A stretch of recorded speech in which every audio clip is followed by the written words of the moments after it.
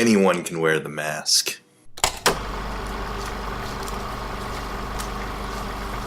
Spider-Man Into the Spider-Verse. Wow, this is a really fun and engaging movie. I love Black Panther. I liked Ant-Man and the Wasp. I had mixed emotions regarding Infinity War, but it warmed itself to me really well. But immediately from frame one of Into the Spider-Verse, I was so hooked. If you've seen any of my other videos on this topic of Spider-Man, you know that my history with the web slinger has been long-standing. Never more in any of the other film iterations of the character have I felt such an overwhelming sense of respect for the material and admiration for the character. That's not to say that the other iterations of Spider-Man on film have been a disservice at all. This felt like such a well-rounded execution of getting the mantra of Spider-Man across to the audience. Certainly the Raimi trilogy explores the journey of its Peter Parker really well. Amazing Spider-Man had promise and then got derailed by studio ambitions. And Homecoming is doing what it can to integrate their version of the character into a larger tapestry that is the Marvel Cinematic Universe. Here in Into the Spider-Verse, the film is solely focused on what constitutes being Spider-Man for not just Peter Parker, but in this case, our new central character for this particular franchise, Miles Morales, for Gwen Stacy, Spider-Gwen, for a plethora of other characters that inhabit this multiverse. We get to see what truly kind of makes this character tick throughout all different iterations. It is a very fun movie. It has a Lego movie sensibility to it, which makes a lot of sense because Lord and Miller are all over this script and story treatment. The animation goes without saying that it is eye-popping. It is visually just so stunning, and it is not afraid to dig deep into some trippy comic book styles here and there. Like after Miles gets bitten by the spider, that's when everything really turns into like full on like printed page thought balloons, text in his head that also is like serves as an inner monologue. That's when it really embraces the comic book feel, and it isn't distracting. It isn't out of sync like it was in other attempts to try to replicate this type of style for a movie such as Ang Lee's Hulk. The voice acting in this is really superb. Shameik Moore plays Miles Morales. He really gets the teenager discovering not just his powers, but discovering his own personal identity. That crucial stage in development. He really has a good way of handling that. I like Miles, and that's coming from someone who, Miles was way after I was pretty much involved in Spider Mythos. I don't hate the character. I don't know that much about the character, honestly. Now I feel like he really is my Spider-Man. Now, I like this character a lot, and they give him a lot to do in this movie. It is very much his vehicle. It works on another level too, is as much as the visuals were very stunning and the action's really slick and the animation's just A grade. What really drew me into this is the character interactions, is the quieter, funnier, quirkier moments between characters. I like the family dynamic that is set up with Miles and his dad, and also the relationship that's set up between Miles and his uncle, Aaron, the Prowler. It takes a very dramatically dark turn. This is probably the first time I've ever gotten emotional watching a Spider-Man movie since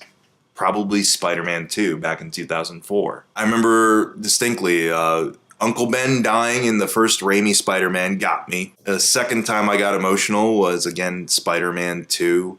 I think it was a certain point where he was talking with the ghost of Uncle Ben. This time, though, it was a simple scene between a father talking to his son with a door dividing them. I don't know why, just something about the genuine conversation taking place on the dad's part, trying to communicate how much he loves his son. That spoke volumes more than any emotional moment that happened in any of the Amazing Spider-Man movies or in Spider-Man 3 or even to a degree in Homecoming. I'm sorry, Tom Holland, it outranks your Mr. Stark I don't want to go moment. That's how good Into the Spider-Verse is. It knocked Tom Holland turning to dust out of really tearjerker moments. It is a very funny movie too. And again, I feel that's a lot of credit should be given to the cast on this. Shameik Moore is really good, not just at playing like this naive, impressionable, but also, you know,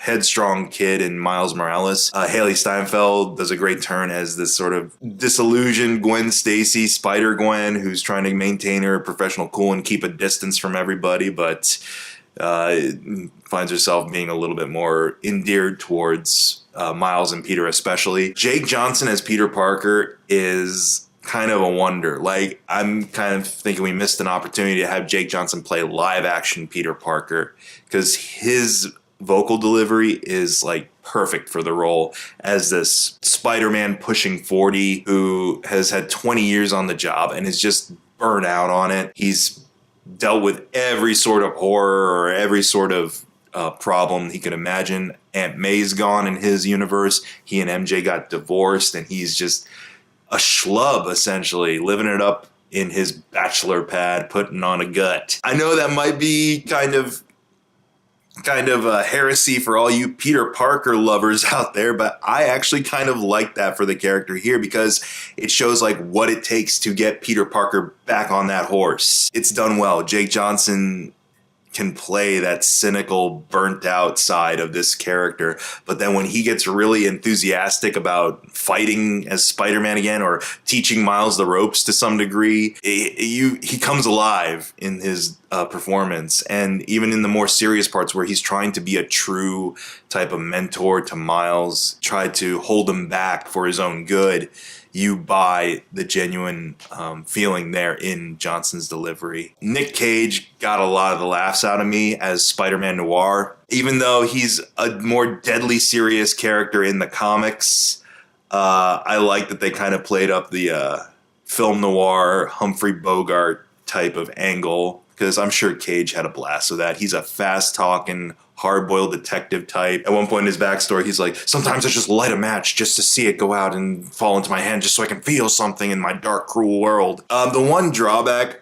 I had with regards to the movie is that because it is more focused on the character development primarily of Miles, but also the redemption arc for Peter, the breaking down of some barriers for Gwen, and so on and so forth, the main end of the world plot really is kind of in the background more so than anything else. You've seen it in the trailers. They have to stop a super collider from super colliding again, otherwise reality will end, because the Kingpin wants to use it for his own personal gain. Even though I went into the movie, I didn't really know at first what he was doing, and then I'm like, oh yeah, well, that's part of his character consistently throughout other iterations, is a sort of family angle for him. That I felt was kind of the weaker part of it, is that even though his goal is a sympathetic goal, Kingpin really was very one note in this particular story.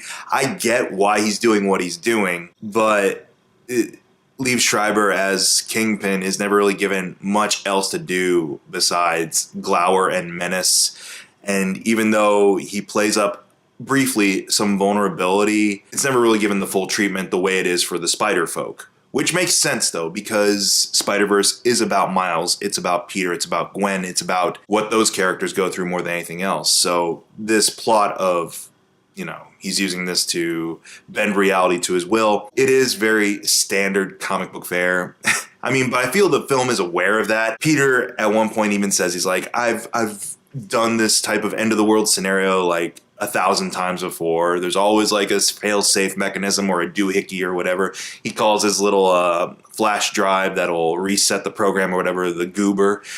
Like, that's his go-to. It's like, give me the goober, give me the goober. There's always a goober involved. I think the film is aware that this universe-ending plot really isn't anything new and isn't something really that the audience is there to invest in 100%. They're there to see what brings Miles to his realization of becoming the new Spider-Man. They're there to see what's going to turn this Peter Parker's life around. They want to see these two interact. They want to see these characters learn and grow off of each other. And they do learn and grow off of each other in humorous and in heartfelt ways, honestly. When a cartoon pig can elicit genuine emotion from me, you know you've hit gold. So congrats on that, Lord and Miller. And of course, there is post-credits. Stick around for that. It is a fun little Easter egg. There are Easter eggs laced throughout this movie for diehard Spider-Man fans. Right in the first 2 minutes of the movie, there's a jab at Spider-Man 3. I will say another thing that got me to well up at this particular movie is because we do get a Stan Lee cameo, and it is a really, while still humorous, it's a little haunting now that he's not with us anymore. And the way it's being played up, the scene, it's not as outlandish as him showing up as Space Barber in Thor Ragnarok, or even being crotchety bus driver in Avengers Infinity War. It's a more subdued cameo. And as soon as he popped up in animated form, the whole audience, just this hush fell over the whole audience. And it was surreal.